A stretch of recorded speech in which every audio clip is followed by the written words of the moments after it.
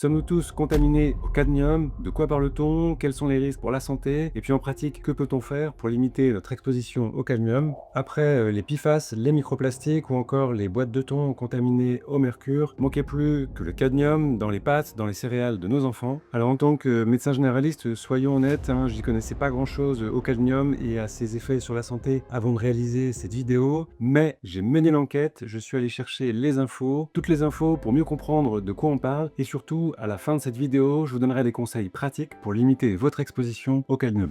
Avant de vous donner quelques chiffres sur les niveaux de contamination au cadmium en France, de quoi parle-t-on? Le cadmium, qu'est-ce que c'est?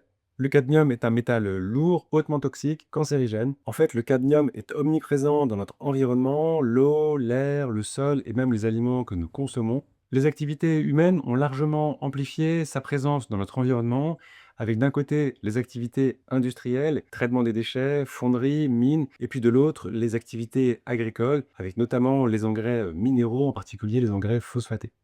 Quelques chiffres sur notre exposition au cadmium en France. Alors disons-le tout de suite, les Français sont largement exposés au cadmium. Selon l'étude Esteban, près d'un Français adulte sur deux dépasse les seuils critiques pour des effets osseux définis selon l'ANSES, et les taux mesurés chez les adultes sont supérieurs aux taux d'il y a 10 ans. Les enfants ne sont pas épargnés et sont particulièrement touchés, et les taux mesurés en France sont supérieurs à de nombreux pays en Europe et à travers le monde. L'ensemble de la population est exposée au cadmium, principalement par l'alimentation avec les produits de la mer, les coquillages, les fruits de mer, les abats, les céréales, en particulier le riz, le blé, et puis les produits dérivés, le pain, les pâtes, les biscuits, et également les pommes de terre et certains légumes.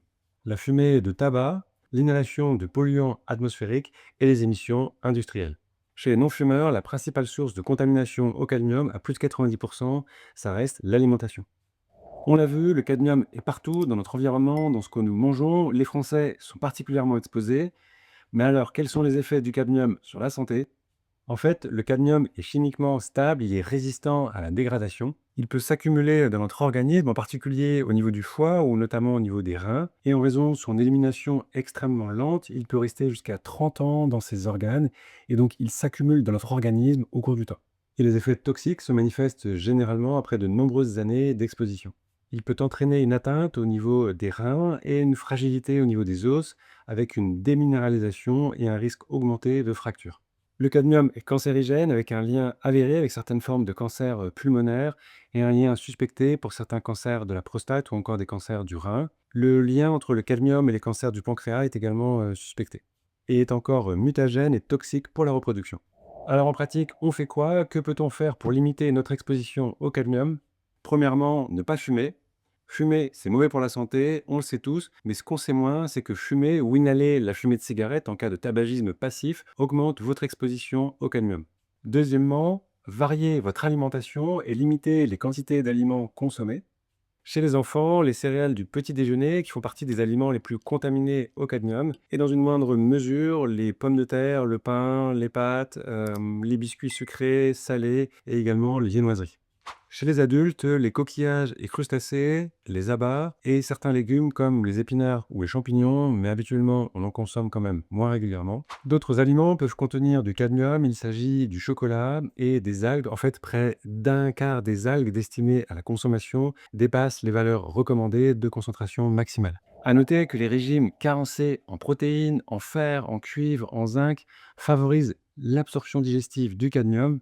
À l'inverse, un régime riche en fibres diminue l'absorption digestive du cadmium. Bref, une alimentation variée, équilibrée, riche en fibres, non carencée, vous protège du cadmium. Existe-t-il un intérêt à manger bio, si on le peut, pour limiter son exposition au cadmium? Selon une étude, les produits issus de l'agriculture biologique contiennent en moyenne 48% de cadmium en moins par rapport à des produits issus de l'agriculture conventionnelle. Maintenant, certains engrais autorisés en agriculture biologique peuvent malgré tout contenir du cadmium. Bref, manger bio si vous pouvez, c'est bien, mais ça ne vous protège pas forcément de façon absolue du cadmium. Voilà, cette vidéo est terminée. J'espère que ça vous aura plu, que ça vous aura apporté des informations sans non plus trop vous faire peur. Tout cela nous rappelle encore une fois que fumer, c'est mauvais pour la santé. À l'inverse, manger varié, équilibré et puis bio si vous pouvez peut permettre quand même de limiter votre exposition au cadmium. Que pensez-vous pensez-vous de la médiatisation autour de l'exposition au cadmium? Est-ce que vous avez changé certaines de vos habitudes? Dites-le moi en commentaire et moi je vous dis à bientôt dans une prochaine vidéo et d'ici là,